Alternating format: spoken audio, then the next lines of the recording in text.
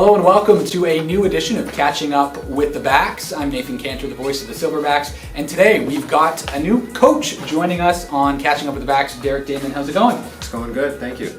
Yeah, so we're going to, of course, talk a little bit about your long pro career, your time at the University of Maine, but let's start going back before then. You grew up in Bangor, Maine.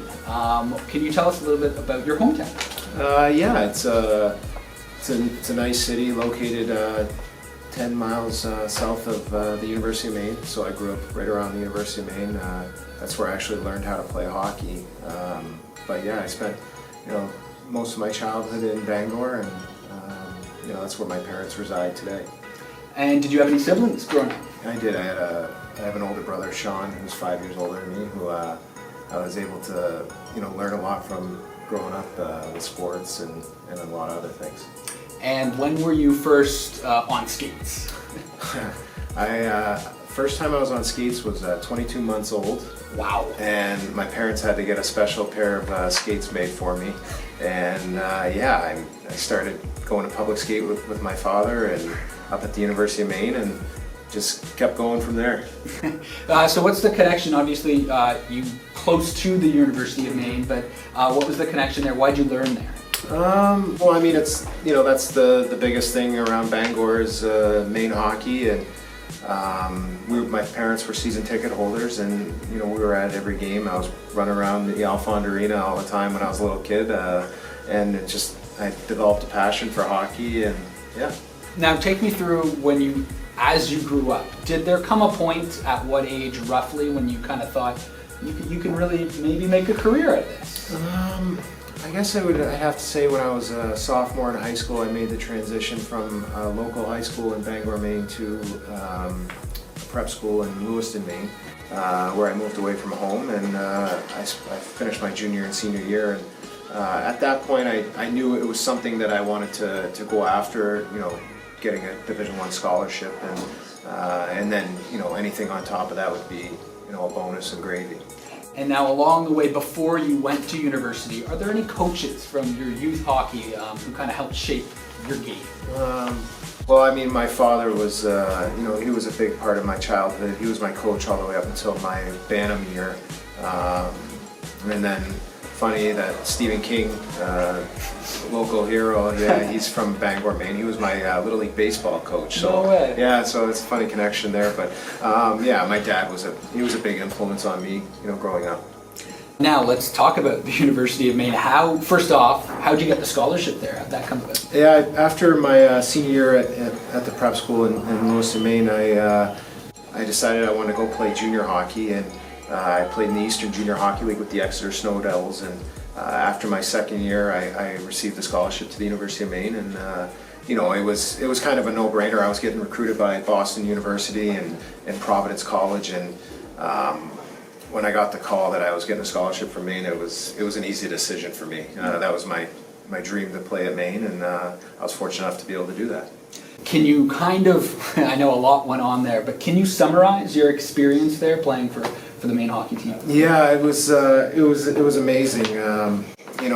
My 4 years that I was there, we were number one in the country all 4 years, and we lost in the national championship game my sophomore year, and we lost in the semifinals my senior year.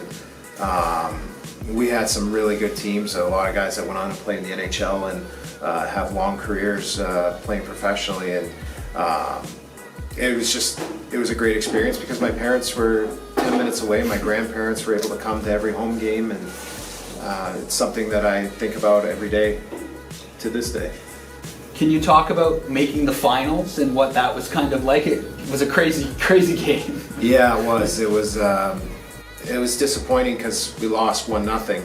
But I mean, it was exciting. Our team had gone on a run where we'd won 15 in a row to get to that point, and we were a very tight-knit team. And you see that with a lot of teams that go far and are successful, is the bond that they have together in the locker room on off the ice that makes you be successful on the ice. And we certainly had that. It was disappointing that we lost. We had a 6-on-3 to end the game, and we hit 3 crossbars in that final minute. It was a crazy game, and something that I still think about to this day. Now, correct me if I'm wrong, was there a disallowed goal in that game as well? There was. They actually changed that rule right after that final. That now you can have a foot in the crease and the goal will still count. But at that time, you couldn't have any part of your body in the crease if the puck wasn't there. Who are some of the guys? Do you still keep in touch with some of the guys from that team? Yeah, I do. I keep in touch with a few of them, especially a couple of the guys that are coaching now. One guy's at Union, one guy's at St. Lawrence, another guy's at Chicago Steel, and those were all my classmates at Maine. And actually there's a guy that played on that team, Jeff Musheluk, who's actually living in Salmon Arm now. So I'm anxious to catch up with him. It's been a while, but it's a small world. Yeah. Can you also talk about some of the NHLers who went on to play from those teams? Yeah, our goalie, Jimmy Howard, he's had a fantastic career. He spent 15 years in the Detroit Red Wings organization. Mike Lundin, Dustin Penner, just to name a few. I mean, we had a lot. We were a deep hockey team that year, and a lot of guys having long pro careers. It's a testament to the group that we had there. Now, you spent a couple years after Maine, before you went over to Europe, played for the Florida Everblades in the ECHL, your second team All-Star, 1 year there. Can you just talk about those couple of years before going over to Europe, what it was like playing a bit in the American League and then in the ECHL? That was a long time ago. No, it was a great experience, especially playing in Florida. That's where I ended up meeting my wife. It was a great time being in Florida, going to the rink every day in sandals and flip-flops and practicing and then going and playing golf. It was great. And I mean, I was in the American League for, a little bit, and it gives you that taste that you're so close to the NHL. It just makes you burn to get up there. But after having 2 years in North America, I knew that the grind of the professional league seasons are long, the bus rides are long, and I thought it'd be neat to go over and play in Europe and see that part of the world. So the first year for you was Finland. Yeah. How did that kind of come about? Well, I was in talks with American Hockey League teams, and this offer came about from my agent to head to Finland. And Finland is they have an incredible hockey league.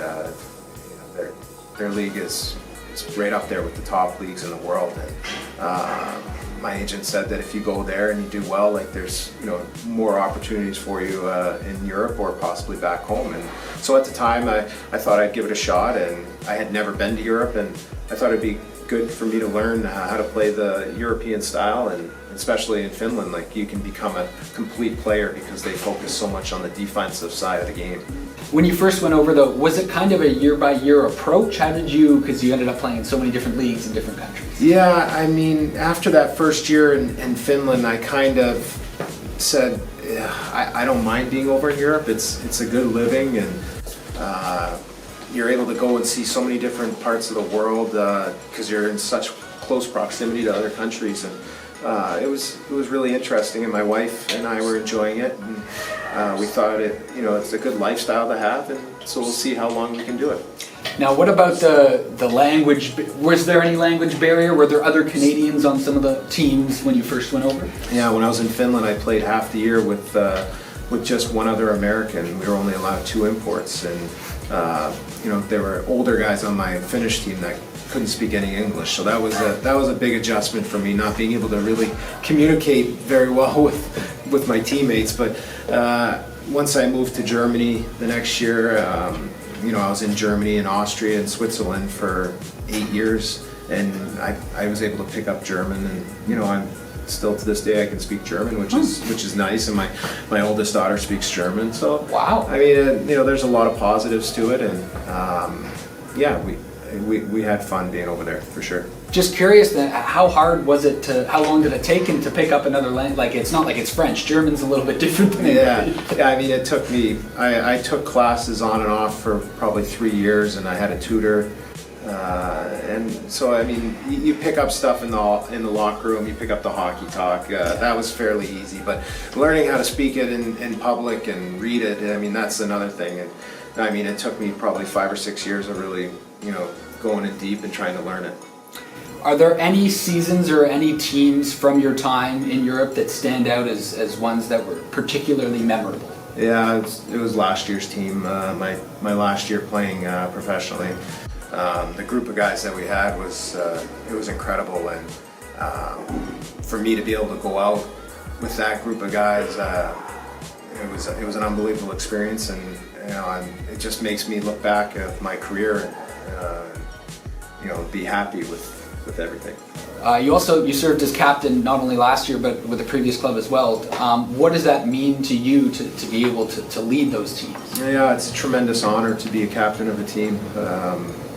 It's something that I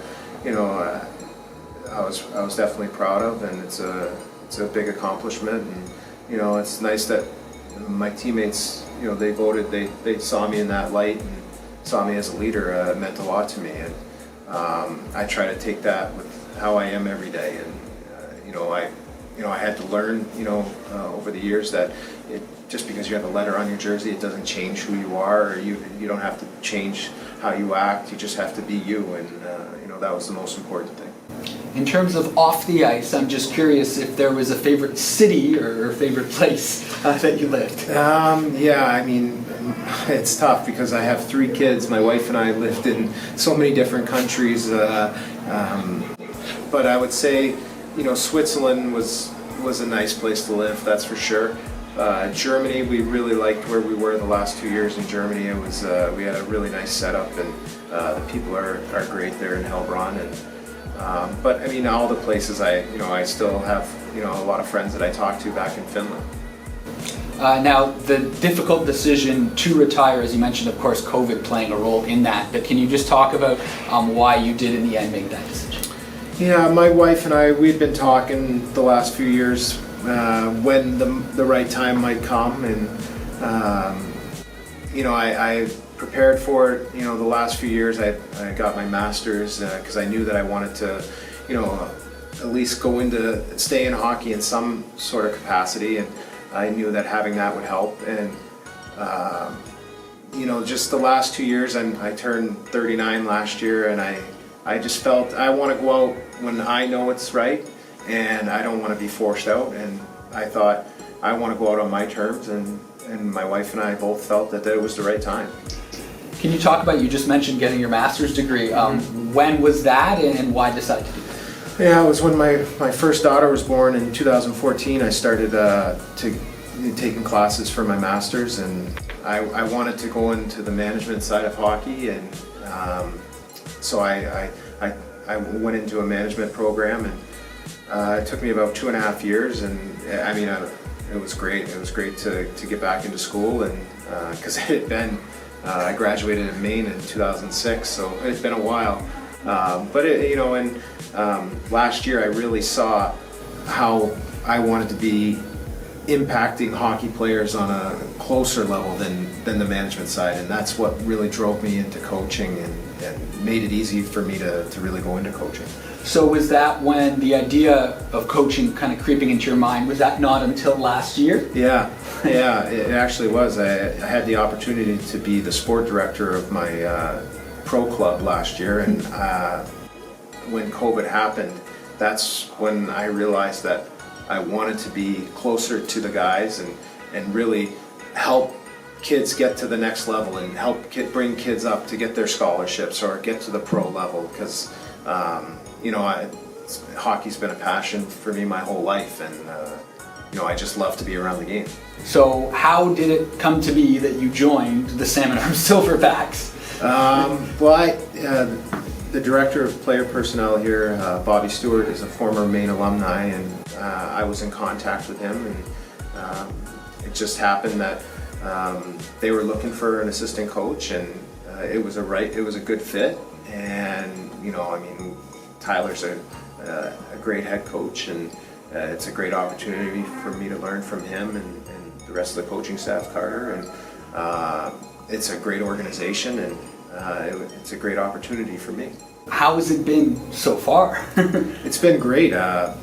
Being able to come to work every day and work with the coaching staff and Brooks and work with these kids it's awesome. I mean, these guys come to the rink every day with a smile on their face, and they're ready to get better, and that's what it's all about. And I mean, to be able to help get to these kids to the next level, it's awesome. And when you see a kid get his get that scholarship opportunity and see their faces, it's amazing. Is there anything that has surprised you so far with your role so far, or maybe the kids, or how things have been so far? I'm so happy to see how the level of play is. Like these guys, the way they skate, it's incredible. And me coming from the pro game last year, like there's not a big difference between that and these guys at this level. I mean, these guys are spend all that time in the off season getting better, and they're able to show it right now. And I'm anxious for them to get to the regular season December 1st to see all their fruits of labor pay off. How would you describe kind of your coaching style? I just want to be able to help them in any way that they want to get better. And I mean, that's how I was as a player. I would try to stay on and work on little things, because I believe the little things, as a whole, will bring you as a better player. And so I would spend a lot of time after practice, working on either, my shot, my skating, or passing, anything that's going to help me in the long run. And that's whatever I can offer for advice or help them with, that's what I'm here for. Awesome. Thank you so much for joining us. Thank you, Kance. Appreciate it.